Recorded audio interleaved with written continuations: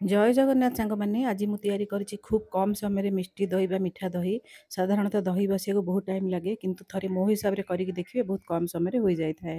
ପ୍ରଥମେ 1 ଲିଟର କ୍ଷୀରକୁ ଭଲ ଭାବରେ ଫୁଟେଇକି ଅଧା କରିଦେବେ।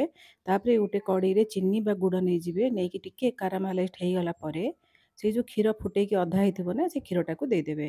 ଦେଇକି ସେଇ ଚିନି ବା ଗୁଡ଼ ଯାହା ନେଇଥିବେ ସେଥିରେ ଭଲ ଭାବରେ ମିଶାଇବେ। କିଛି ଗୋଟା ଗୁଜୁରାତି ପାଉଡ଼ର ଟିକେ ଦେଇଦେବେ। ଦେଇକି ଭଲ ଭାବରେ ତାକୁ ଗୋଳେଇ ଦେବେ। ଭଲ ଭାବରେ ଗୋଳେଇକି ସେଟା ଟିକେ ଆଉ ଟିକେ ଫୁଟିକି ପୁଣି କମିଯିବ, ତାକୁ କାଢ଼ିକି ବାହାରକୁ ରଖିଦେବେ।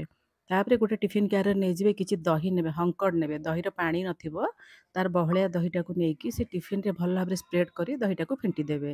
ସେ ଯେଉଁ କ୍ଷୀରଟା ଫୁଟିଥିବ ଟିକେ ଉଷୁମ ଥିବ, ଟିକେ ନଖ ଉଷୁମ ଥିଲେ ହିଁ ଦହି ବସିବ। ସେଇ ଦହିରେ ମିଶେଇକି ତାକୁ ମଧ୍ୟ ଭଲ ଭାବରେ ଫେଣ୍ଟି ଦେବେ। ଭଲକି ଫେଣ୍ଟିକି ମିଶେଇ ଦେବେ। ତାପରେ ତାକୁ ଘୋଡ଼ଣି ଦେଇକି ରଖିଦେବେ। ତାପରେ ତାକୁ ଷ୍ଟିମ୍ ଦେବା। ଗୋଟେ କଢ଼େଇରେ ପାଣି ନେଇଯିବେ। ପାଣି ଫୁଟିଲେ ମଝିରେ ଗୋଟେ ଷ୍ଟାଣ୍ଡ ଦେଇ ସେ ଟିଫିନ୍‌ଟାକୁ ରଖି ଘୋଡ଼ଣି ଦେଇ ମିଡ଼ିୟମ୍ ଫ୍ଲେମ୍‌ରେ 20 ମିନିଟ୍ ତାକୁ ଷ୍ଟିମ୍ କରିଦେବେ। ତାପରେ ଘୋଡ଼ଣି କାଢ଼ିଦେବେ। ଷ୍ଟିମ୍ ଯେତେବେଳେ ହେଇଯାଇଥିବ ତାକୁ କାଢ଼ିକି ଟିକେ ବାହାରକୁ ରଖିଦେବେ। ଥଣ୍ଡା ଟିକେ ହେବ ନା, ଥଣ୍ଡା ନହେଲେ ତାକୁ ଫ୍ରିଜ୍‌ରେ ରଖିପାରିବାନି। ଥଣ୍ଡା ହେଇଗଲା ପରେ ତାକୁ ଫ୍ରିଜ୍‌ରେ ସେଟ୍ କରିବା ପାଇଁ ଛାଡ଼ିଦେବା। ଅଧଘଣ୍ଟେ କି ଘଣ୍ଟେ 2 ଘଣ୍ଟା ଯେତେ ସମୟ ଆପଣ ଅଧିକା ରଖିବେ ଭଲ। ତାପରେ ବାହାରକୁ କାଢ଼ିଦେବେ। ଖୋଲିକି ଦେଖିବେ ସେ ଭଲ ଭାବରେ ଜମି ଯାଇଥିବ। ଯଦି ମୋ ରୋଷେଇ ଆପଣମାନଙ୍କୁ ଭଲ ଲାଗୁଥିବ ୟୁଟ୍ୟୁବ୍‌ରେ ସବସ୍କ୍ରାଇବ୍, ଫେସବୁକ୍ ପେଜ୍, ଇନଷ୍ଟାଗ୍ରାମରେ ଫଲୋ କରିନେବେ।